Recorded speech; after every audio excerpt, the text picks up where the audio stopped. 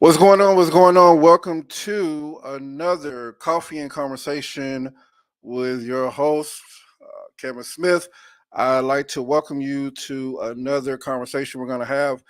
So, this week is, of course, Father's Day. This is Father's Day week. So, definitely super hype about, celebrating fathers. And so, with that, I'm going to actually do a show. Um, Today, our conversation will be about honoring fathers. I have two great fathers on this show. So, definitely looking forward to the conversation we're going to have. So, definitely tune in, share, like, and if you have any comments, definitely comment. But I'm definitely looking forward to this show as we talk about fatherhood, being a father, what it means to be a father, and all of that. All right. So, without further ado, I'm going to bring my two guests on, and then we are going to move on from there. So, my two guests are introducing first, I have Terrence Carr the second, and then I have my own actual brother. Many of you all have met him last year. He was on first season, Carson Smith. So I will have them introduce themselves, and then we'll continue on from there. All right, TC, take it away. What's up, man? He said introduce myself. My name is Terrence Carr. I am a father of four. I like to say four and no more. Huh? We're not going no farther than this. This is where we're going to pump the horses right here. Man, the ages are 8, 6. See, I'm going to get in trouble now. 2 and 1 years old. Actually, three now. 3 and 1. And man, I'm actually a youth pastor, so I get to actually father a lot of other kids in Cleveland, Ohio, at the Word Church. So, man, I'm all about like the youth and their growth and development, and it's trying a lot of times, and we're gonna get into a lot of that. But yeah, that's who I am, man. All right, Carson. Hello, my name is Carson Smith Jr. I am a father of one, I should have never mind. You're not. of one. He actually just turned 14. Getting ready to go to the ninth grade. Super excited about his growth and how he's developing as a young man. I'm also the chair over my fraternity's mentoring program. So I oversee about right now about 16 young men who we're mentoring at this time, trying to make sure that they are guided in the correct way and grow and mature as young males in this society. So that's a little bit about me. Okay, all right. So before we get started, I got a little story to say, a little story to tell. So I actually, again, everybody knows my brother Carson. We are 11 months apart. He just had his birthday yesterday. He turned 44 yesterday, Oh wow. and my birthday was on the second. So both of us are June babies. But TC, I call him TC, Terrence Carr.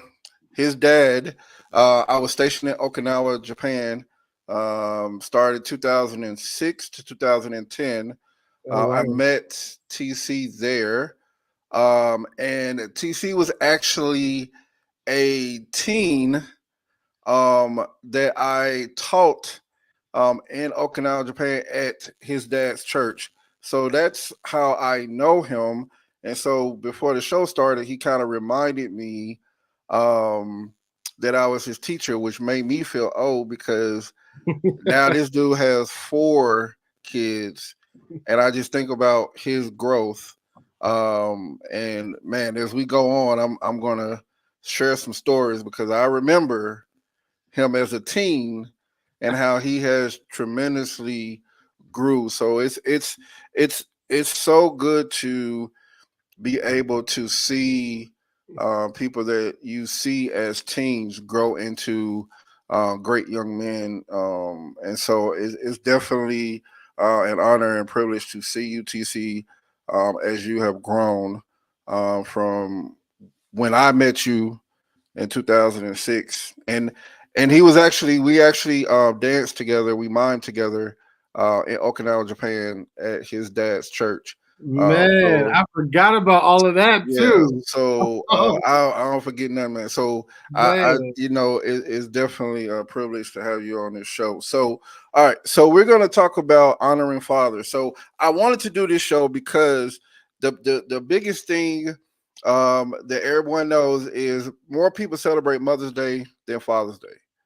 Um, and certain conversations that I have, I try to depict the myths and the things that's out there. And this is one of the biggest things that I said I have to do a show about honoring fathers, because that it's imperative that we understand that there are good fathers. Every father that's out there is not a deadbeat father. Is not a deadbeat dad. Um, and so I wanted to do that because, again, on Sundays, that Sunday when you have Mother's Day, everybody and their mama show up to church. Everybody show up, do their thing, all this.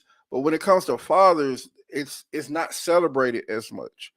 And so I want to change that trend, or start to change that trend of why and how that can become a better holiday and celebrate dads, because fathers are needed. I remember TD Jakes, a long time ago, I listened to one of his sermons, and he was talking about this young man who was in his 20s and how he needed his father, and his father. Um, I, I don't want to say I'm gonna get the whole story right, but I remember this part of it is that he killed himself in front of his father, and it hurt him to the bone because he was someone who looked up to his father. And TD Jake said in his message, he said, even when you, and I'm not quoting him directly, but I'll just paraphrase it. Even when you get older, you still need your father. And so we're gonna talk. We're gonna have a conversation. Please feel free to chime in. Please feel free to share, comment, like, and I hope that not just today, that this conversation reaches who it needs to reach, to understand that you might have made a mistake or two, but as a father, fathers are needed. So definitely looking forward to this conversation. All right. So first thing, for both of you all being fathers, what is the biggest um, thing that you um, were scared of when you first found out that you were going to be a father? For me, it was I gonna mess it up? I think you take everything from yourself, all the insecurities, all the different things, and then even the things you want to teach them, and it's like, man, am I going to do this the right way? And it's like you're entering in something that you never entered in before, and everybody can give you all the advice and all the things, but when you got that little baby at home by yourself and you got to raise him, my first child was a son, so you know how that is. Like you, like your son, your image. You want to really teach them all about how to be a man, all those different things. So, man, all that's in my mind, and even today, is still, man, what I want you to look like, what I'm building you into, and trying to get them to that image, man. But I'm pretty sure we'll get into it. Some of that you learn as a parent. You got to release some of that. Like the expectations you put on yourself and what you want them to be and all those different things, man. But that was my fear coming into parenthood, man. It's like, am I gonna mess this up? Am I gonna be able to do this? And like my dad and all them other people. So that was mine. Okay. I think that was mine too. I think just to piggyback off, you have those insecurities as Mm, a man initially. Are you gonna mess this up? Are you gonna do the same thing your dad did? Are you gonna be worse than your dad? You know, just because you know you haven't dealt with those trauma issues, so to speak, from not having a father. So yeah, I was the same as TC. I was worried about was I gonna mess this up? Was I gonna be? That was my hang up from actually trying to even have a child. Yeah, in my 30s, early 30s anyway. I never ever wanted a child. In my 20s, me and my wife, we were dead set on not having children. Wow. But later on in life, you know, things happen. You grow, you get older, you go through different situations, things like that. So we actually decided to have a kid, and even you know after we found out that she was pregnant, I still had those insecurities. I still was worried, was I going to be a good father? You know, so yeah. But when you hold them, it's like something inside of you is like, man, I don't have a choice. You know, it's like, and then you also have that thought of, you know, how could you even not, you know, be a good father to this kid? You know, female or male. You know, how can you not be a good father? You know, when you know the ramifications of not being a good father. You know, so yeah. Yeah, man. So, all right. So both of you all talked about and said basically the same thing as far as I was scared to you know as far as being a dad, would I mess this up? So, as you all have been fathers for quite some time now, do you look back and say, "Oh, I made mistakes," and have you learned from those mistakes as a father? Wait, Kareem, how you say it? Kareem? Uh-huh. Kareem, bro, how old is your child, first of all? 14. Oh, okay, yeah, dude. That's why we both laughed. I think. Man, there is I no think I apologized to him the other day for saying something. You just, I mean, hey man, it's not a book on it. You know, it's no blueprint. There's no perfect way. You're gonna make mistakes. It's the nature of the beast, man. You're gonna make mistakes as a parent, but and there's a teaching moment in it also. The teaching moment comes when you, as a man, go to your son or daughter, whatever it may be, and you go to them and you say, "I'm sorry," showing them that even though I'm a grown adult, grown adults mess up too, and I'm showing you accountability right now. You know, so it's a teaching aspect in it also. Not that you want to have those moments all the time, but there is you're gonna mess up. Man, when I tell you the amount of time, I'm like, man, I probably shouldn't have did that. Or when I see that one thing work for one child, but then for the other child, it doesn't work for them. So then you're seeing that, okay, even these methods for this child doesn't work for them. There's been time too that I've had to go to my son and tell him like, yeah, the way I reacted, man, that I shouldn't have reacted like that. I'm sorry, but you're wrong in it. So I'm teaching him, like you said, communication, even in that. I'm teaching them humility because if my dad is even doing that, like why would I not emulate that as well? In my relationships with everybody I'm with, if somebody that's above me as my dad, the ultimate, can come back to me and have a conversation, that teaches him so much, man, in relationships and with everything. And I teach him that all the time. Like when he's arguing with his sisters or a friend or somebody and he's trying to yell at them, I was like, man, I don't even yell at you. I said, when we have a disagreement, we talk and stuff like that. So, man, yeah, I definitely make some mistakes, but you always have to come back and fix it because it lasts with that child.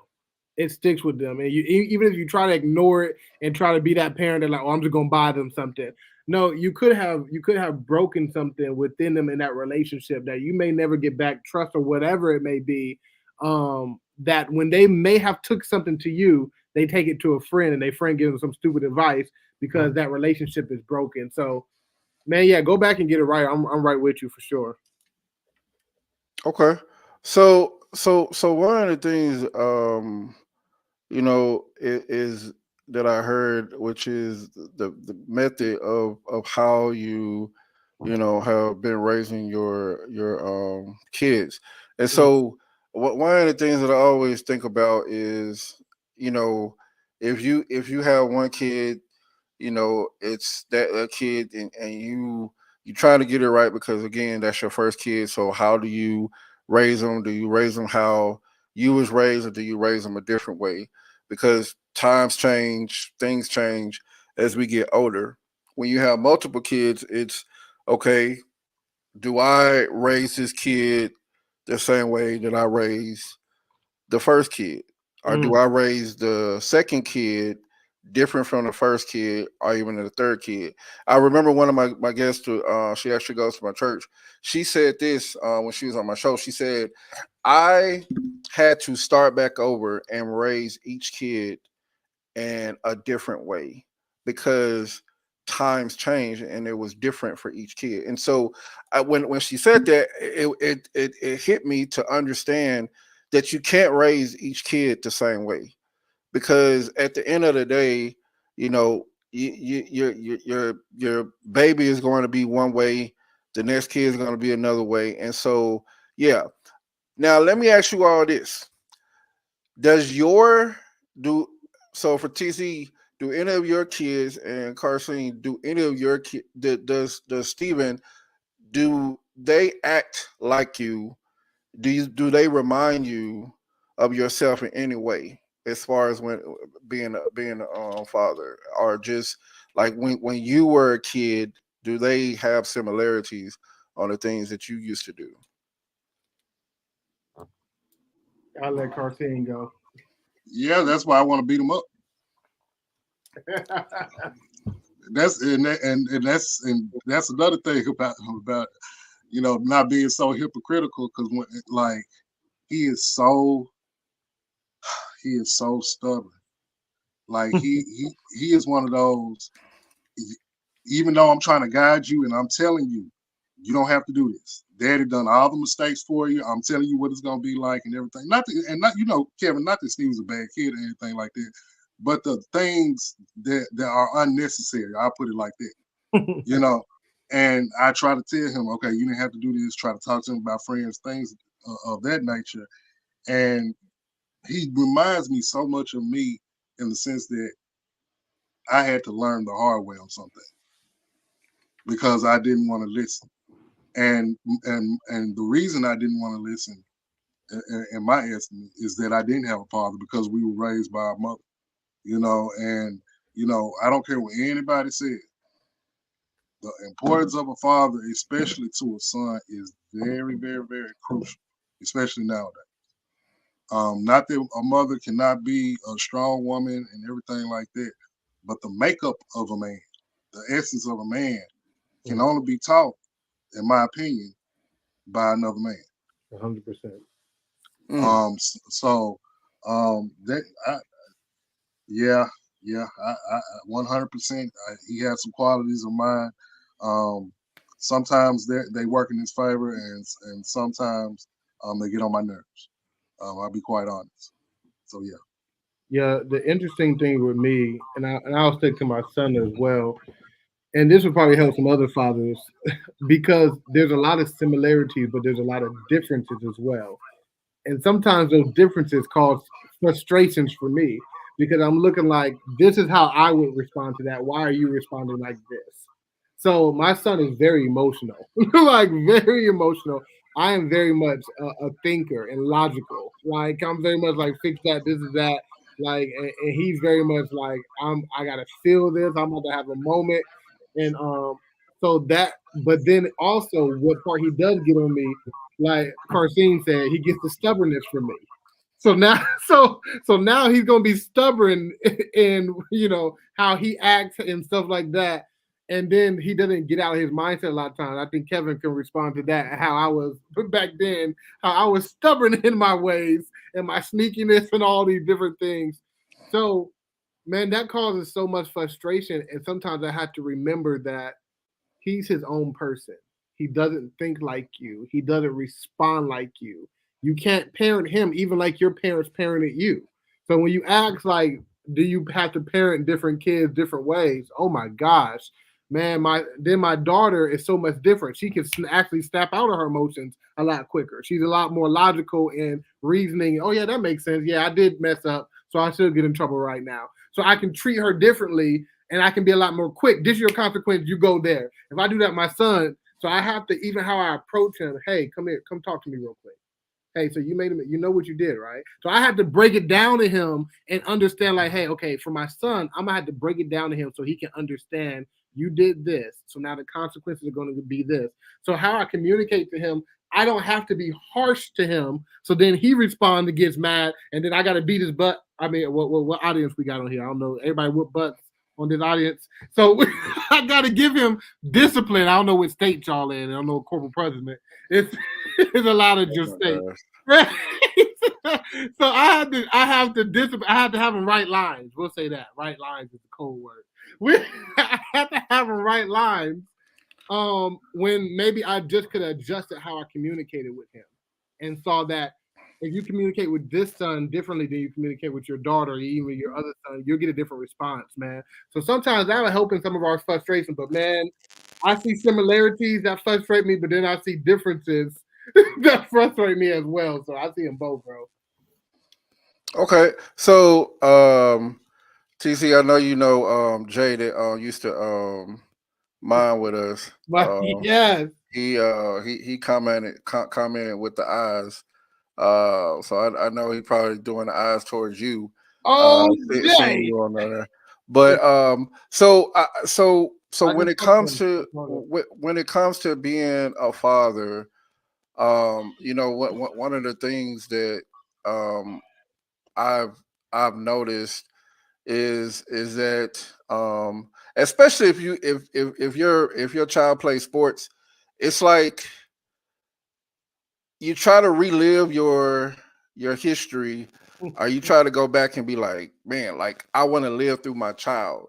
And so one of the things that I've learned, again, I'm not a parent, I'm not a father, but you know, someone told me yesterday at church, it's like, Kevin, you're a father figure. You've been working with youth for so long, and so you're instrumental with so many kids that don't have a father.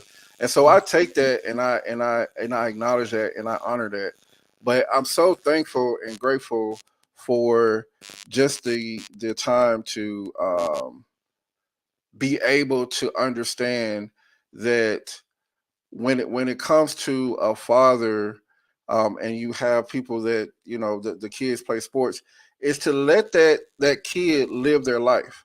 That's the biggest thing that I've seen with fathers. They sometimes they forget that they're in their 30s and 40s and they can't relive their childhood. They got to let their child live for themselves.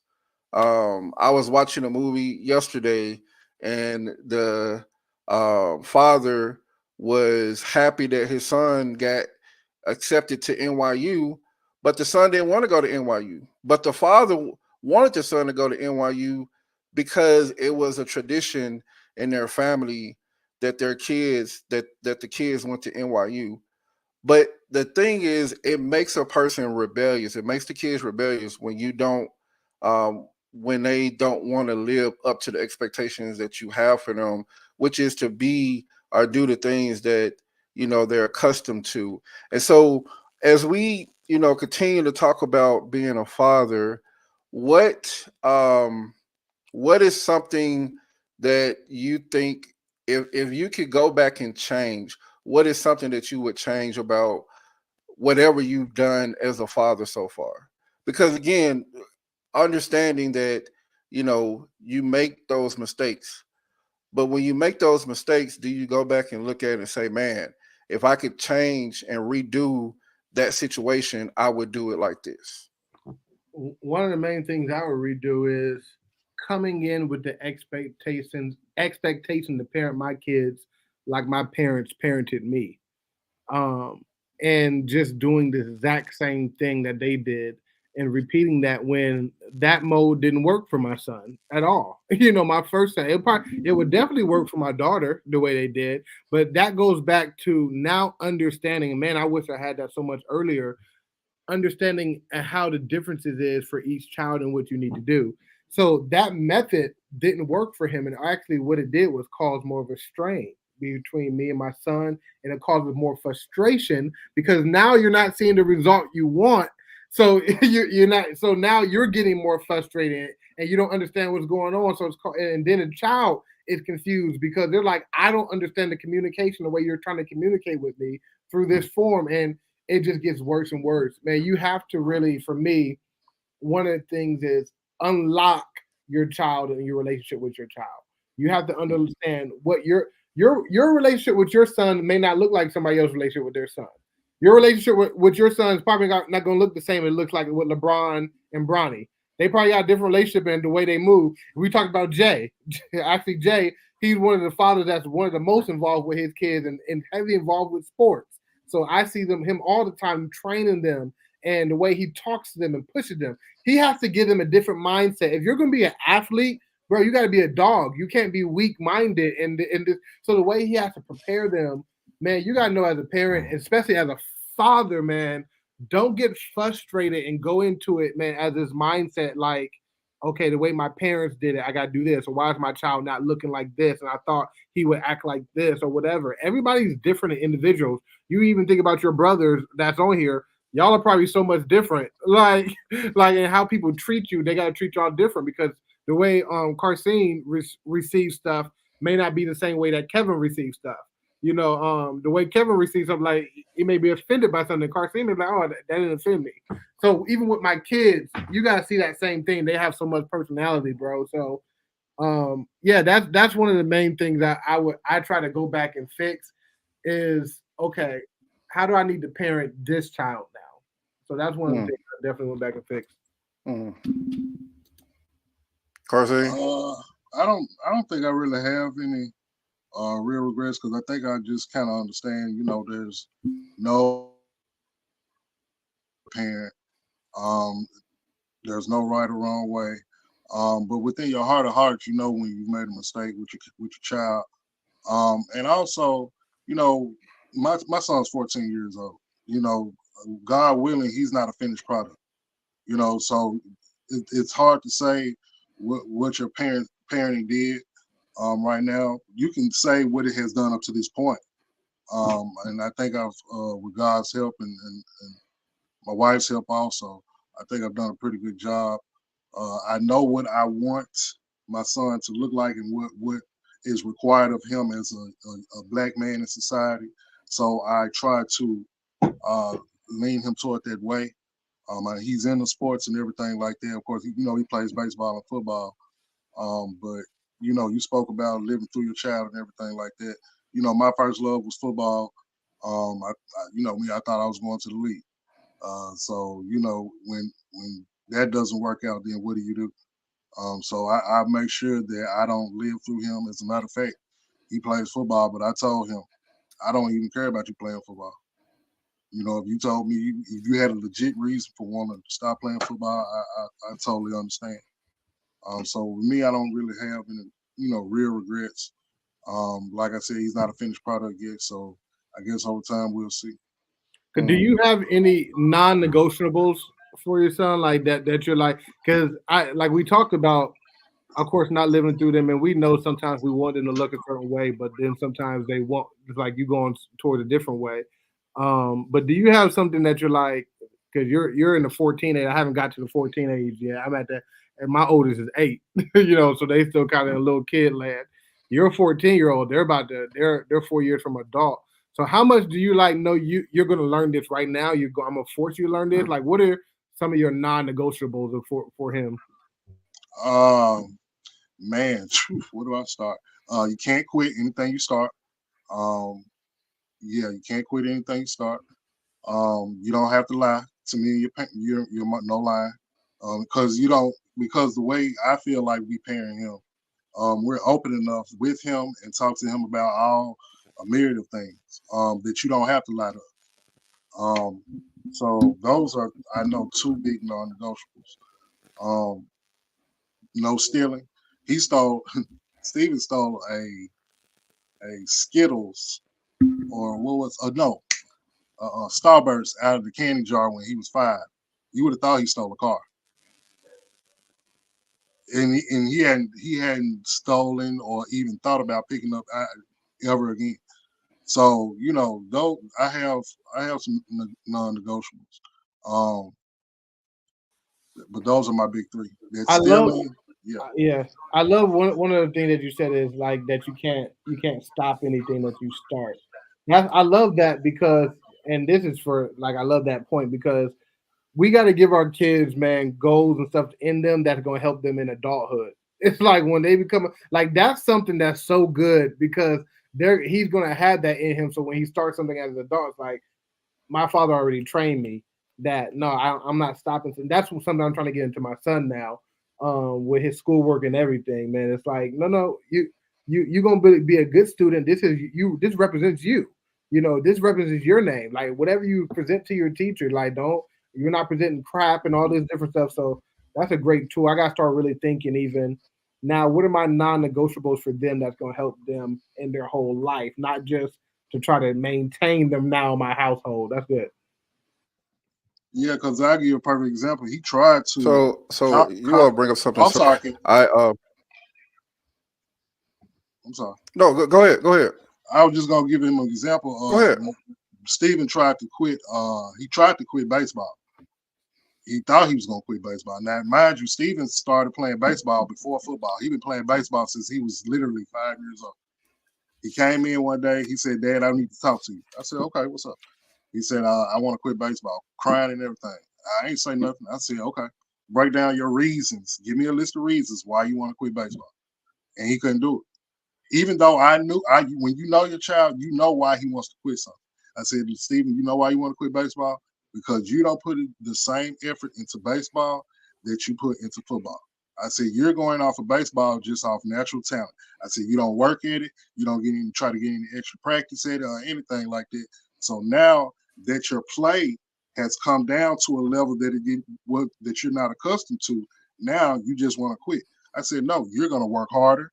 If you got to get extra batting in, I don't know what you got to do, extra fielding practice in. I'll talk to the coach, whatever we got to do." I said, "But you're not going to quit just because you're having a so-called slump, I guess."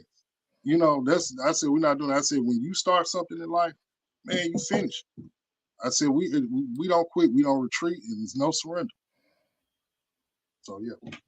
Man, I love that. My son, real quick, kind of similar situation. We go running around the neighborhood. He used to go with my wife, and then me and him started going running. And like halfway through, and I think we know with our kids, we kind of push them. We know their breaking point. We know when it's like, "Nah, bro, you have more in you than that." And I think fathers, that's why it's so important for fathers because, like, I saw it, he wanted to stop. I'm like, we run into the end of the street. That's your goal. So first of all, I already know, first of all, as men, we need goals. So as I'm running with my young son, I'm like, okay, he needs a goal to see where am I going. I can't just be running out here forever and you ain't giving me a stopping point. So I'm like, you're getting to the end of the street. So he's running and he's going. Then when he goes, he's like, "Man, I was tired. I didn't think I was gonna make it." And then I go on the other side of the road and I'm tired. He started to push me. He's like, "No, we gotta go all the way." So it changed his mentality that quick. Like, no, we gotta go all the way. We can't quit. Then the next time we run, my wife was like, "Oh, you ready to go?" She's like, "Well," he's like, "No, I want to go with Dad because he pushes me, Mom. You just let me walk." And I said, man, kids, they want to be pushed. They want to excel. They want to say, what really can I, especially kids like young kids, because they're like, what really can I do? I don't know really what I do. As a parent, you're the one that's supposed to guide me to like, no, you got more inside you. Like you got more than you. And fathers, man, sometimes can see that. And I can see past the tears. I can see past the hurt, all that. Like, no, you're fine. like you're not, your emotions not moving me, baby. You're good. Yeah. So I want to bring up this. So everything that you all are talking about, it starts me to start thinking about. So I'll just throw this tidbit in. So I got invited to preach my first sermon at a church this Sunday, and I'm super excited. But it's talking about my sermon is going to be talking about legacy, and as I'm listening to both of you all, And I'm gonna post because Jay been commenting, and I appreciate that, Jay. I'm gonna read his comment in a minute, but um, I think about legacy, and I think about there was a quote that I saw as as I've been preparing for this, and it says, "You are writing your legacy each and every day. Every day that you wake up, you're writing your legacy." And I always think about, what will your legacy be when you leave this earth? What will people say? What will your children say? What will the people that know you say about you as a father? And how will your children look at you?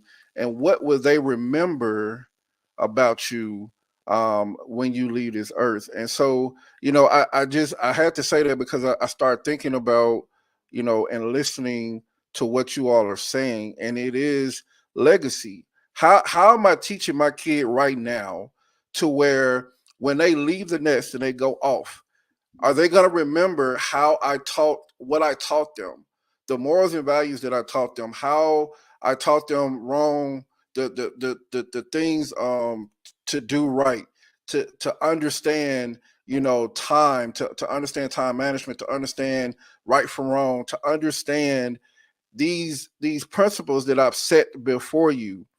Do you understand that? Are you going to go out in the world?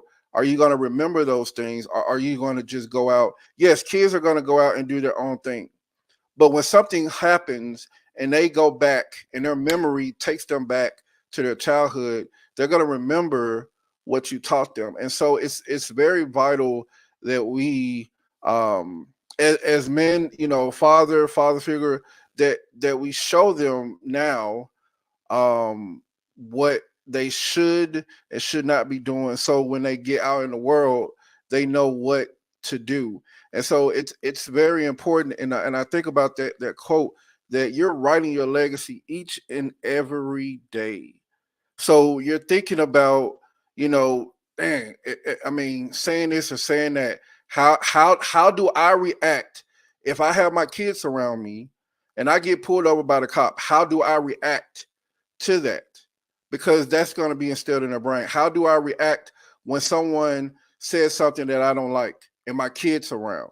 So it's those things that we think about, and we have to remember that your kids are watching you. I remember at my first base, I always go back to this because it's so true and so vital, that my first pastor, when I first came in the military at the age of 19, when I was in Alaska, he said this. He said, people are watching you from near and afar. Your kids are watching you. They might not say it, but they're watching you. I'll take this now, and then I'm gonna go to this. I'm gonna read Jay's comment, but I'm gonna go to something else, because TC and Karseen have two different households as you grew up in. And so when you look at the fact that at the end of the day, I was taught this way, and now I'm trying to teach my kid, a better way, because things change, technology changes. And how do I continue to bridge the gap and help my children understand that, hey, you're watching me, and I want to make sure that I'm giving the best of me. I'm going to make mistakes along the way. I'm not going to be the perfect dad. No one's perfect. But when you see me make mistakes, do I correct them?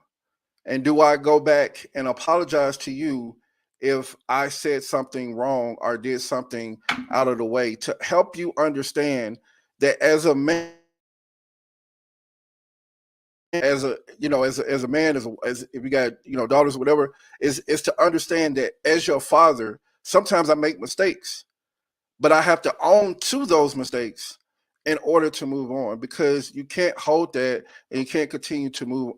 You can't continue to go on when you know that you made mistakes.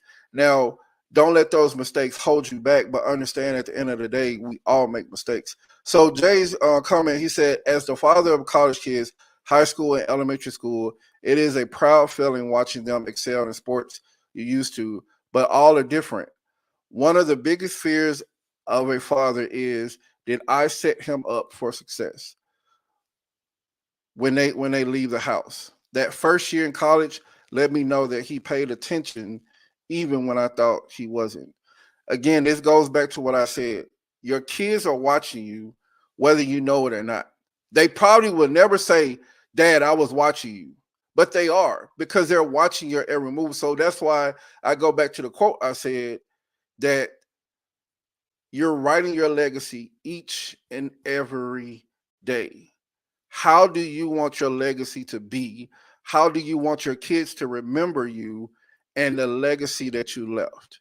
What are you doing now to leave a legacy for your kids? So, anyone y'all want to comment on that before we move on? I think it's important, just your legacy as well with your kids, your relationship with your kids was important. I think sometimes we, especially as fathers, we focus so much on the goal that sometimes we do damage getting to the goal. So my goal is, okay, I want my child to look like this, or I have this product that I want to have, or I want your behavior to change. So I see you're I cut up in school, so I'm going to do X, Y, Z. But the way I get to the goal doesn't damage this child. Going back to each child is different. Even how I respond, how I discipline, how I correct, how I even guide each child to each goal is going to be. It has to be different. I learned you learn this as teachers. You can't teach every child the same way. Some people are visual learning. Some people like to interact. Some people they can audio. They learn by listening. So one of the things that I have to learn from my kids is really, man, that I have to get down on their level for each and one of them. Even when you were talking about real quick, going back to apologizing to your kids, I think, man, you have to look at your kids as human, and you still have to give them the same respect and love. You can't say like, okay, well, I'm above them and I'm this. Yes, we are parents. Let's never forget that. But I don't treat them as, okay, if I know I did something wrong, I don't have to apologize or say something to that. Because Kevin, just like you're saying, you're teaching them things that already that's going to be inside them that they won't even know, and it will come out. They will do the same things you're doing. The same way you're treating them and responding, they'll do the same thing because they respond out of what you do, not what you say. So, but yeah, for sure. Corsi? Man, I hate to say piggybacking off of TC, but yeah, he kind of nailed it, man. It's your process to the end goal. Is the factor of the process.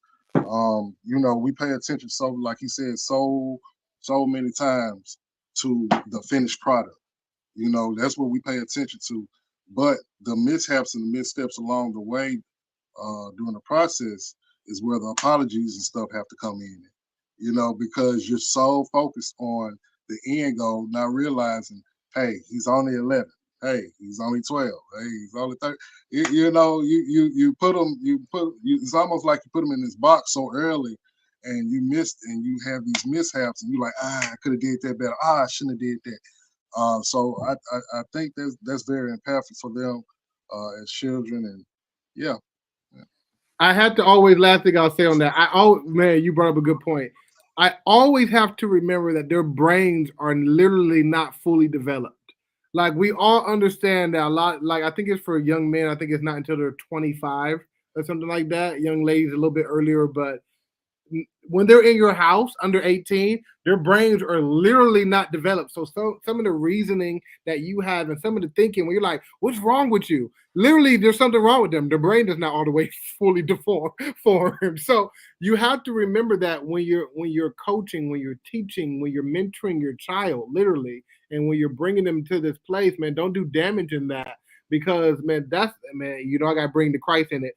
That's a lot of times where the devil will sneak in and do that damage. And then, man, you'll have that damage. And you not know, like, man, why doesn't my child trust me, or how did they sneak in? Man, I'm trying to tell you something, man. Those are some great points you just said on that. So, completely agree. So I want to move along to something else. So, TC, I know your mom, and I know your dad. You was raised with both your parents. My brother and I, we were raised with just our mom. And so I'm glad that I have this different dynamic because it shows that you're a product. People say that you're a product of your neighborhood, or people say that you're a product of where you come from. But I truly believe that even if you're raised by one parent, you can come out successful. But you go through a lot because you need that father. And I always say this, and some people might disagree, and it's cool, to agree to disagree. But the thing that I truly understand, as I've been on this earth for 43 years now, is that a father is needed because there's things that you miss when you grow up when your father's not there. There's things that you wish that you had when you see other people with their fathers doing this and doing that. And you don't have that because you never got to experience that. And you don't know what that entails or what that means. And so at the end of the day, one of the things that I've learned and continue to learn is that you being someone who does not have the father in the house, or someone who does have a father in the house, it's still up to you. Purpose driven life. It says, first chapter. It talks about, um, we are born to our parents. We do not get to choose who our parents are. We do not get to choose the mistakes that they make.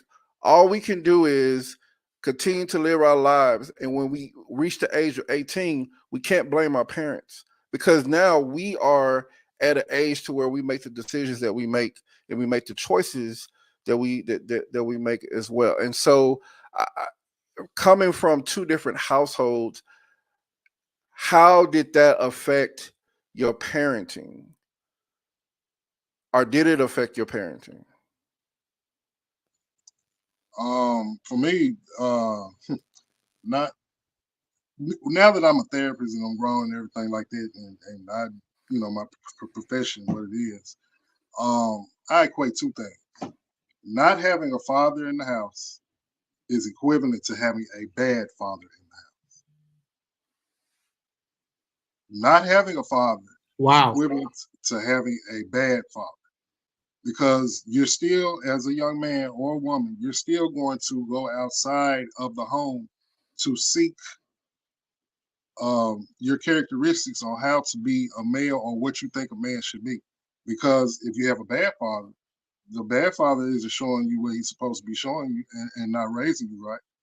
Or if he's abusive, whether it be verbally, physically, whatever the case may be. If he's negative all the time, if he's not nurturing to some point, if he's not trying, if he's not, if he's too hard, if he's not hard enough, all those things that make up a father.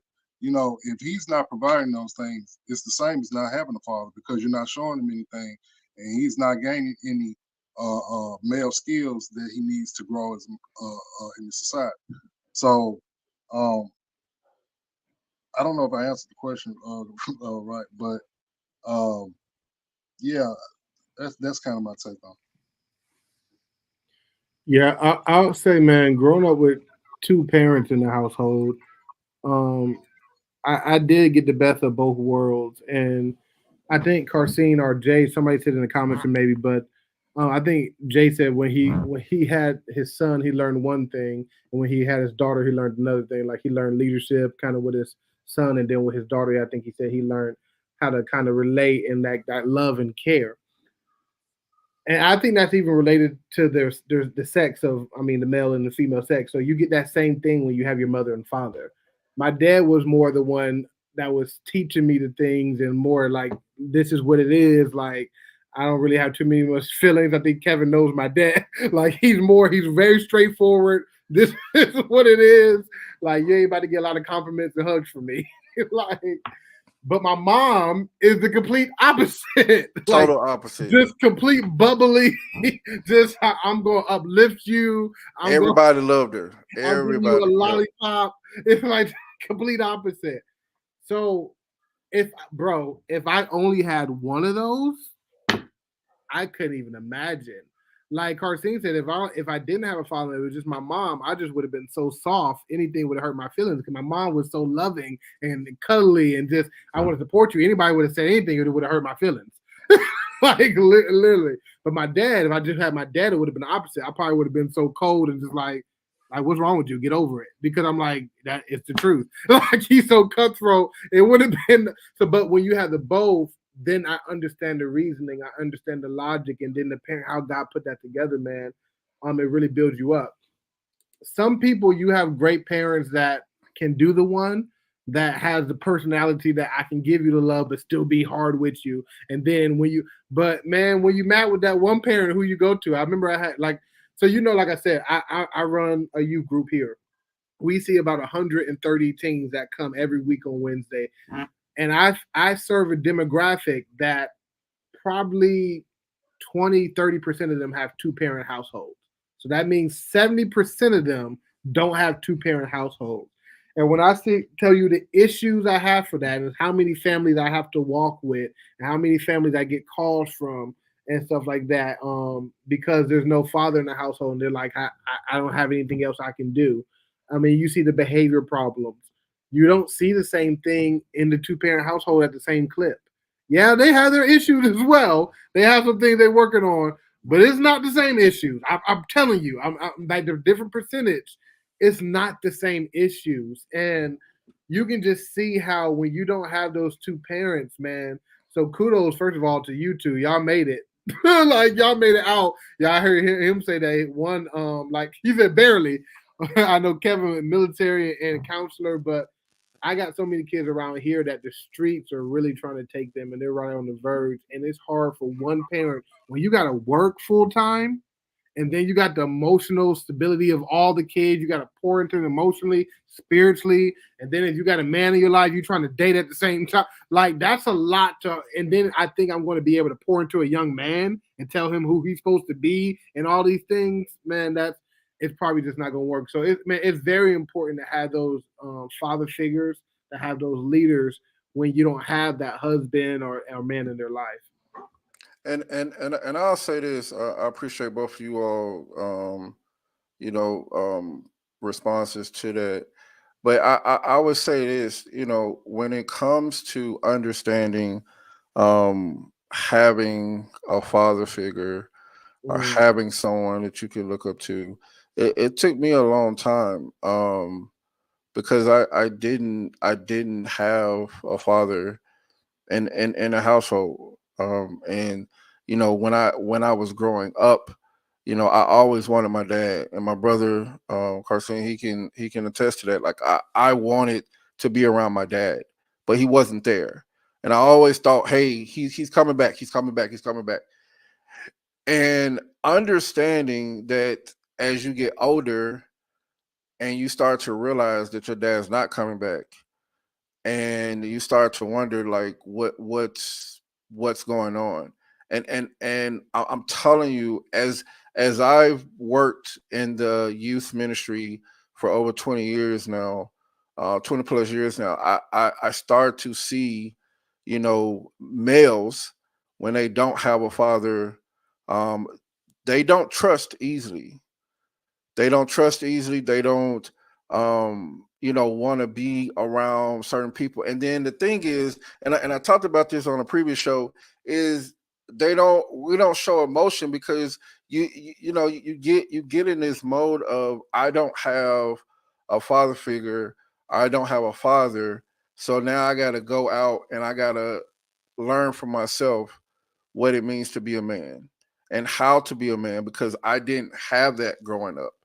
And sometimes most men, go to the streets because people say that the streets is what, raised me, or this is how I grew up. Now, TC, go back to a point that you said. Now, me and my brother are totally opposite. Um, Growing up, like we were totally opposite. My brother played football and he did all of that stuff. I was totally different. We grew up in the same household, but we were two totally different people. And so everybody always say, if we didn't look alike, they wouldn't even think that we were brothers because of how dynamic, our how we were different in so many ways. But the understanding is that, you know, he's my brother, and we still went through the same thing. We didn't have a father in our household, but we reacted two different ways. We reacted two different ways, and we grew up with that reaction because of how we did not have that father figure in our household. And so the understanding is that when it's all said and done, and I always say this: fathers are needed, whether the mom or the baby mom or whatever wants the child to be in their life. You know, fathers are needed. TC, I had Terrence on my show, um, Terrence Horn, on my show a couple of weeks ago, and he was talking about his kids and how, you know, he still doesn't get to see the first kid that he had when we was in Okinawa. And so I always think about the importance and of having a father in your life, and how if you don't have that father in your life, what you miss out on. Because you hear other people's stories of, man, my dad did this, my dad did that. But me and my brother didn't get to experience that. And I'll say this, and then we can move on. I remember when my brother and I, we went to my dad's memorial service. And I remember we're sitting there, and we had our half sister, our sister that my dad had after him and my mom divorced.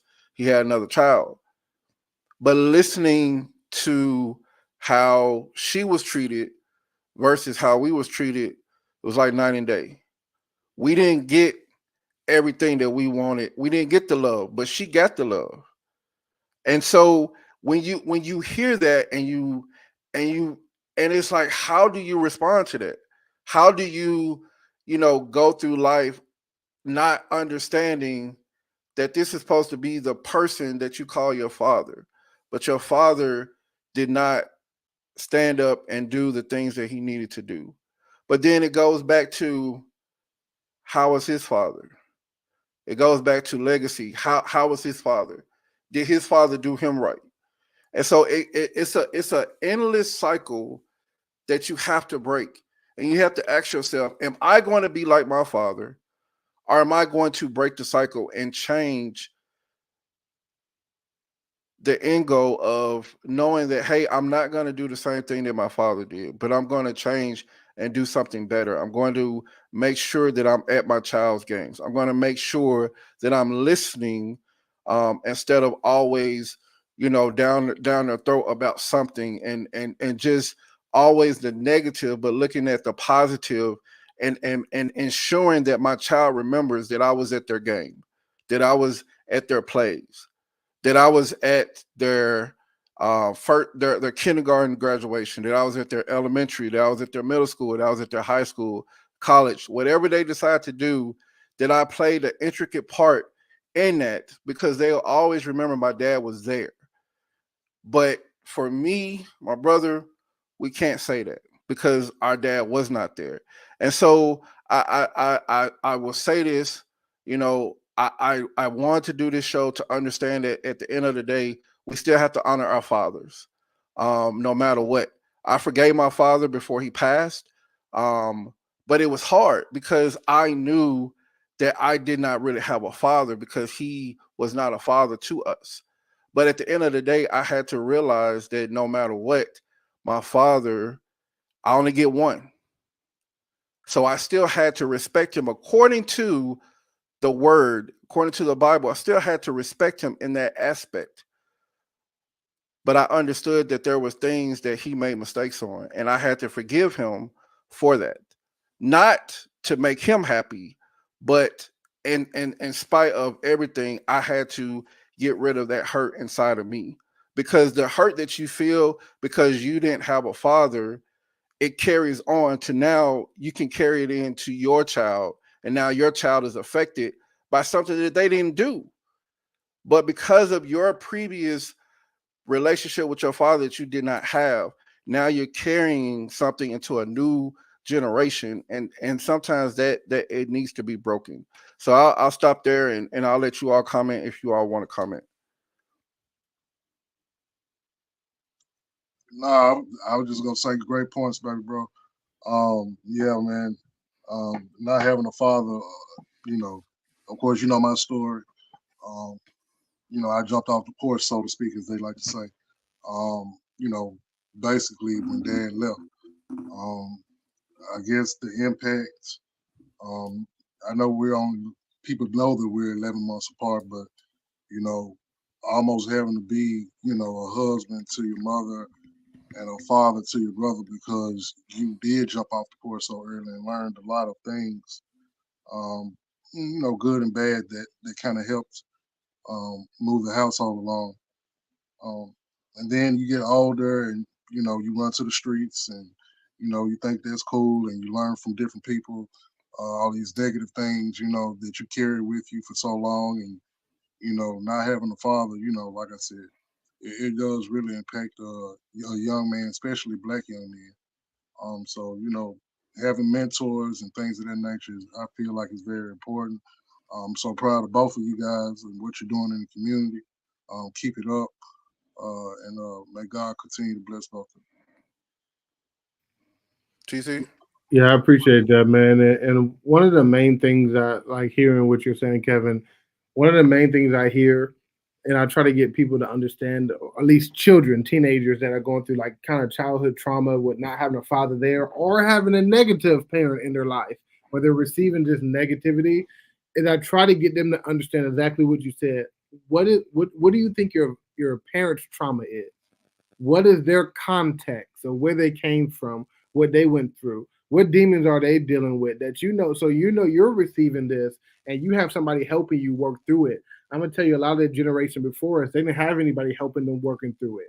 They didn't have anybody telling them working about with their mental capacity, like, okay, what's going on in your mind? How can we help you? That it was like you a kid, you don't got nothing going on with you. Like, shut, like you, what you got to be stressed about? Like, so with that type of mentality, and now we don't look at it like that. Now we're more concerned.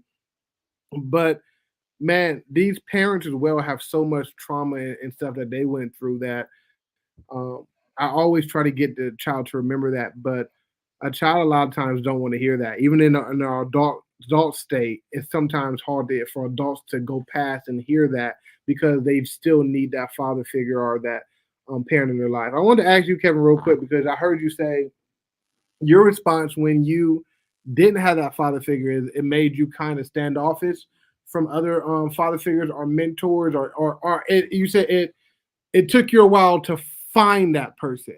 Why do you think it took you a while? Was it because you were untrusting of people, and even because, just like you said, you and your brother went two different paths, or you had two different personalities? I know people who don't have fathers. I'm seeing that they do respond different. You'll have somebody who's running and trying to find that father figure. I want somebody to give me advice and do all this stuff. But I'm seeing more people kind of like you, kind of more standoffish, kind of like don't open up as much. Can you kind of speak more to why you did it, and that maybe help some parents why their child is maybe not opening up as well? I think for me, the reason why I was the way I was, again, I was a daddy's boy, Mm, growing up, and I just remember growing up. You know, I always wanted to be around my dad, and my brother and my mom would always, you know, tell me again, you're a young boy, and you're trying to understand why your dad's not in the picture, and you start to blame yourself, and you start to ask, dang, what did I do to make you leave? Even though me and my brother are uh were 11 months apart, he understood some things that I didn't understand, that I couldn't grasp. And so when it comes to me trying to find somebody to look up to, it took a while because if I always said this, when my father left and there were situations I had to have a surgery to take a cyst out of one of my middle fingers.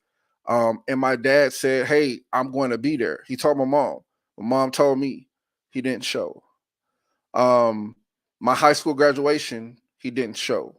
He showed up at my brother's, went straight to the front, like he was this. And so That for part me, made it even worse. yeah. And so, and it wasn't that I was jealous of my brother. It was the fact that my dad didn't show for the things that he said he would show up for. And it was, how can you trust anyone if you can't trust your own father? How can you trust another man? And so for me, it took a while. It took a while. I didn't trust anybody. I was so closed off that I didn't want to talk to anyone. And that did a lot of mental health damage to me. That's why I went through what I went through, and have went through. But me being a big mental health advocate now, but at the end of the day, I had to learn that I have to open up to someone. Was Yeah. it easy? No, it was not. But the understanding is that having a male figure, having a father figure in your life is important, because, like Carson said, a woman can only teach you so much. They can't teach you what a man can teach you. But if you don't have that man in your life, who's there to teach you? And so you Yeah. go through life, and I used to be embarrassed about this, but growing up, I never knew how to ride a bike because I didn't teach. No one taught me how to ride a bike. There were certain things that I just did not know how to do because I didn't have a father figure in the house. Now people will say, "Well, I had to go out there and learn on my own," but again, I was different from my brother. Me and him were totally different in the way that we grew up. Yeah. And so my brother did his thing, I did my thing. But at the end of the day, I understood that I was missing something. Mm. I was missing a piece of me that was part of a puzzle that was started way before me and my brother were born. And so, because that puzzle started to come together when me and my brother were born, that puzzle started to break up when Mm. when my dad left. And so, when that puzzle started to break up, it made me understand things a lot better, as I got older. That you can put a puzzle together, but at some point, that puzzle can break away. How do you get that puzzle back together, or how do you understand that sometimes that puzzle won't be all the way back together with all of the pieces? But at the end of the day, you can begin to put some of the pieces back together when you have someone that comes into your life and can show you that, hey, you can trust me. And so Mhm. it was not an easy process, but at the end of the day, I understood that, a person does not have to be blood to be a father figure to you, to be someone that you look up to, a mentor. And so that's why I think, from my own experience as a child, that's why I'm so big on mentorship, and I'm so big on working with youth, because I never want a child to experience what I experienced, because it was one of the most detrimental things to me, because it did mess with me mentally, but it has made me appreciate father figures and fathers so much. That's why I wanted to do this show, to help people understand that there's not that, back in the day, people always just say, fathers are deadbeat dad, this about fathers. But we are in a new era to where you're not getting the same thing, because now your father, TC, has learned, and now he taught you a different way. Now you're teaching your kids a different way. It's that legacy that he's standing in front, you're standing in the middle, and your kids are watching you. And each person that's in front of you, you're watching them, and you're seeing how they are going to react and how what they do. And so that makes you, when you move to the spot that they're in, then you start to understand things a lot better. Where you were before, you didn't. But as you move up, you start to understand things a lot better. I know I went longer with that explanation, but I wanted to say that because it definitely was hard for me. Um, my On the other hand, my brother might have reacted or did things differently than me, but I acted out. But again, my acting out was a quiet one because I closed myself off to the world because of it. I appreciate that answer, man, for sure. That definitely gives me some insight to what I deal with over here, just seeing the different teams that don't have a father and talking to them. You can just see it. It's like they're listening to you, but it's like you can see it in their demeanor. It's like I don't really trust you, and it's like I'm not going to really commit. And even to the things that really are attacking me or deep in my soul, I'm not going to tell you those things. I'll tell you the certain things, like, oh, I'm trying to talk to this girl, but not really. I'm insecure, and when I'm around these other guys, man, I don't feel like I measure up, and it makes me mentally I can't perform on the basketball court, man. And sometimes even when I'm in, those are the things I'm like, let me help you with. And I know as a young man, those are the things. If you don't have a father figure, man, who's helping you with that stuff? Like, Right. who's helping you with that? Like you said, there's just stuff that you just won't know. Right. Because as much as great as women are, there's some things that, like my daughter, bro. If I didn't have my wife, we would be in trouble. It's like, especially when you talk about when periods and stuff come, I don't even want to know about nothing. Like, I don't even want to have a conversation. So you just can imagine for men when it gets to those type of conversations. Like, I'm trying to get it to ladies. I know some women when they hear that, oh, I can do is this, baby. Is this some things you can't do as a woman? Just like me, there's some things as a man I can never do as a woman. So, man, men and father figures are so important. If you are a man that has so many youth around you and you know you got time, please look at mentoring. Kevin definitely, like he said, he's been doing it. He overseas doing it when he didn't have to. So, man, people need it because there's so many people like Carcine said too in our community that are fatherlessness, and so definitely step up some of my brothers. Yeah. Carson, do you want to respond to anything that we've said? No, man, I just been listening to y'all, man. Great points. Like I said, I'm just continue to keep doing the work in the community that y'all doing with the youth. Mentors are needed, regardless whether you're blood fathers to these youth. We're still needed in the community. Like I said, I'm trying to get more and more youth in our community over here in West Memphis and the surrounding areas come be part of the mentoring program. The men of my fraternity, super excited, very committed to changing the lives of these young people and being impactful in ways that will take them beyond what their minds could even, fathom. So, like I said, I'm very proud of both of you. So this question is for both of you all. So this stigma, I don't want to call it a stigma, but I'll say it.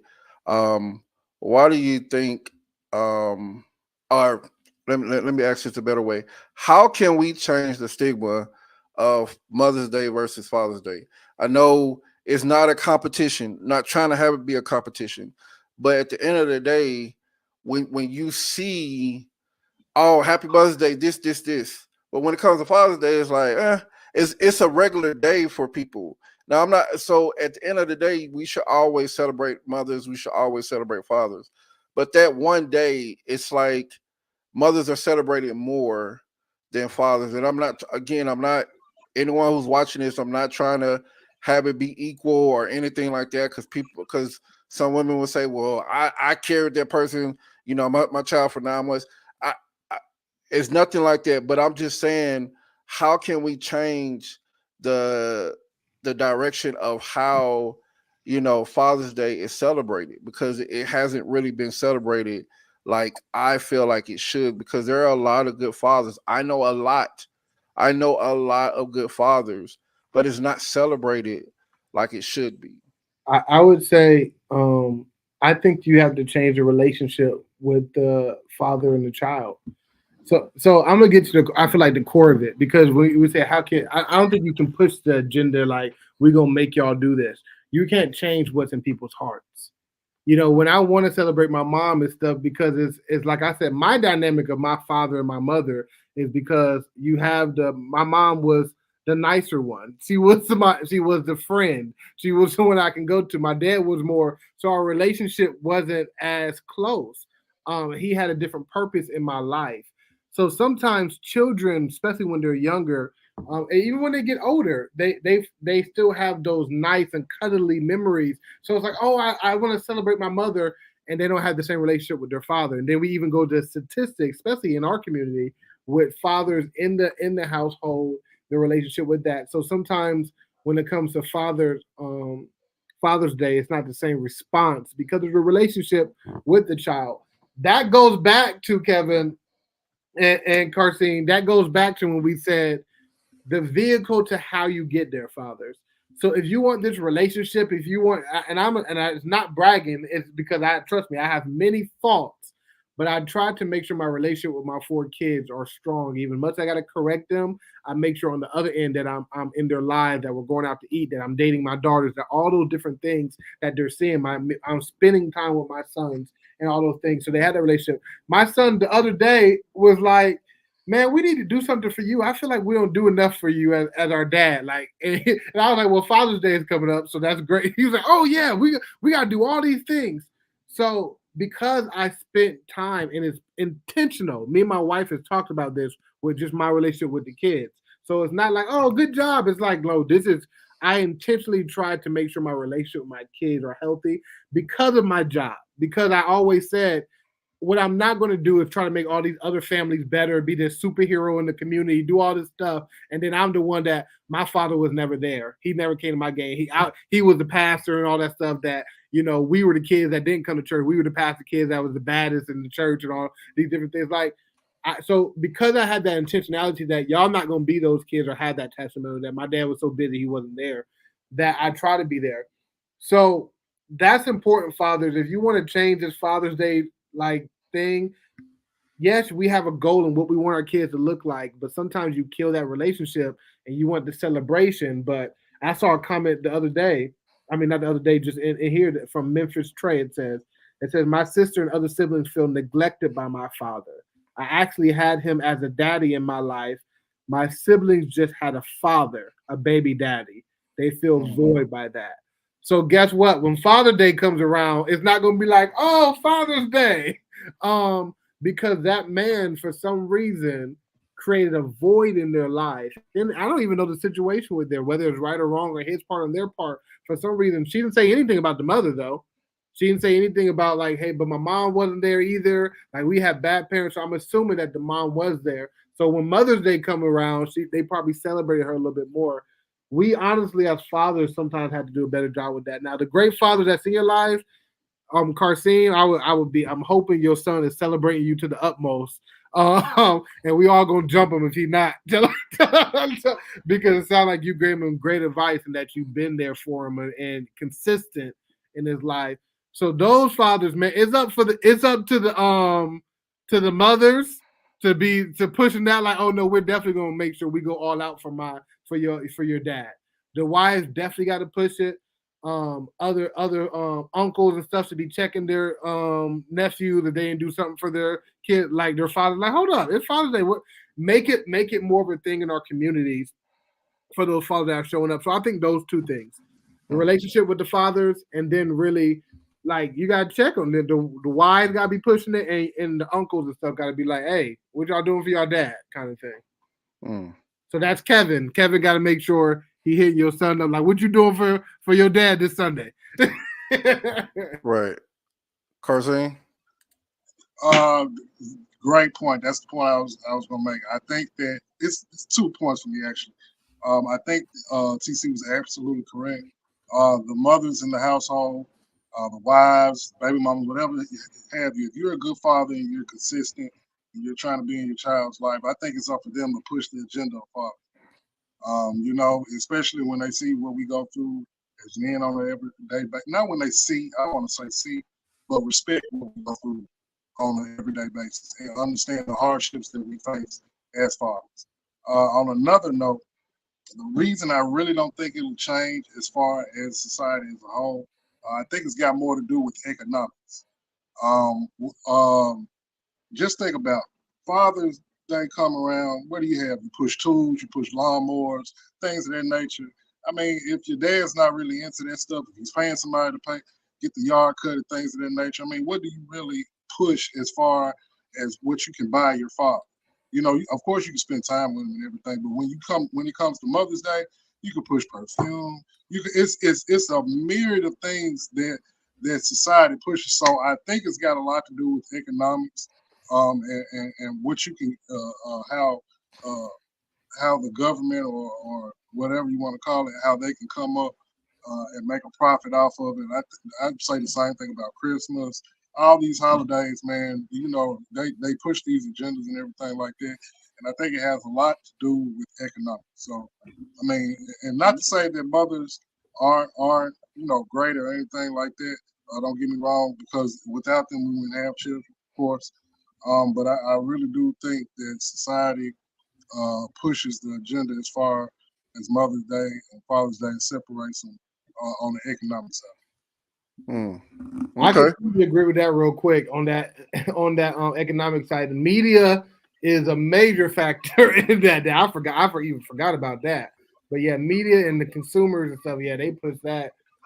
They market Mother's Day. They don't really market Father's Day even as a sell point. So that's completely true. Yeah. Okay.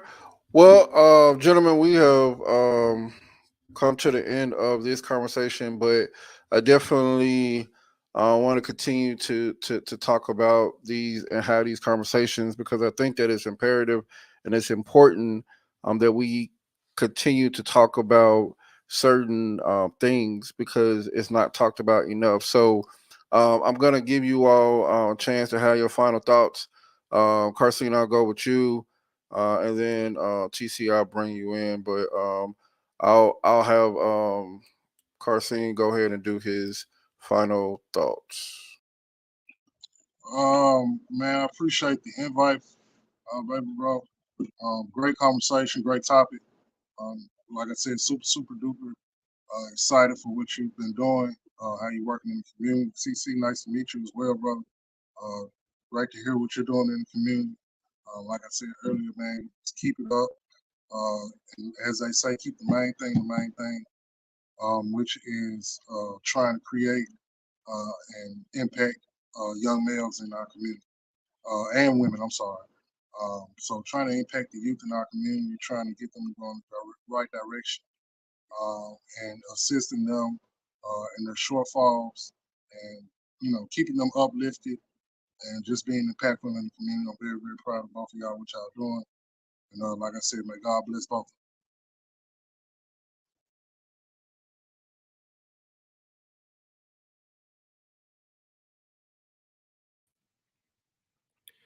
My final thoughts. I want to echo what Carson said, like right there. Man, thank you, Kevin, for the invite. And even seeing the impact from mentors, like I said, going back to Okinawa when he was one of my youth leaders and poured into us.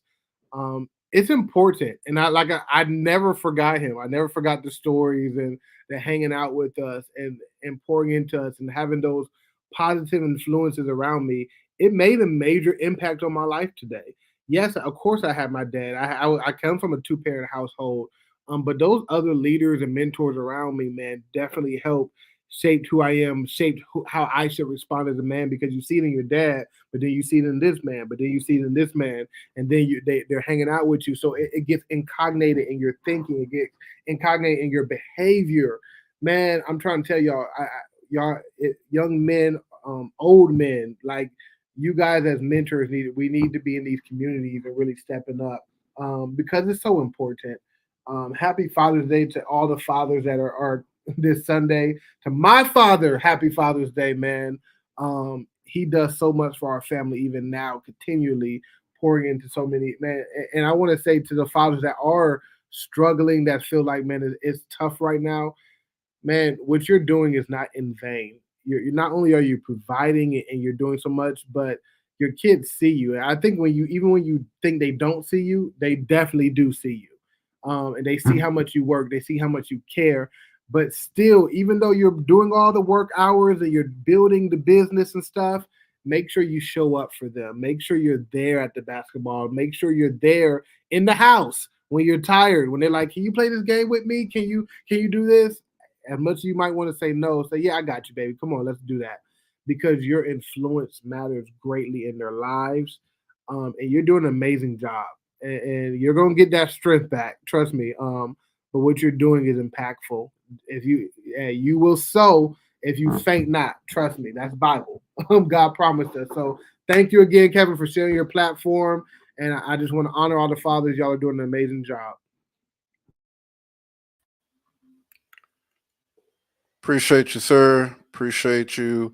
Appreciate both of you all for coming on the show. Again, to every father out there who will see this show, and to the father figures, because we are needed as well, to all the uncles, to everyone who plays a part in a child's life, male wise.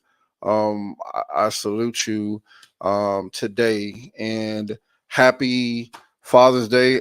Happy early Father's Day to all of the fathers, because again, it's important to have that father figure or that father in your life. So, thank you all. Thank you, TC. Thank you, Karseen, for doing this show. This is conversation number 28. I can't believe that I've gone this long. 2 more conversations. I'll be at conversation 30. So I'm definitely looking forward to what God continues to do with me with this show, this podcast. So until next Tuesday, whether it's early morning, mid afternoon, or late at night, a cup of Joe and conversation will always get you right. This has been Coffee and Conversation with Kevin Smith. You all have a good night.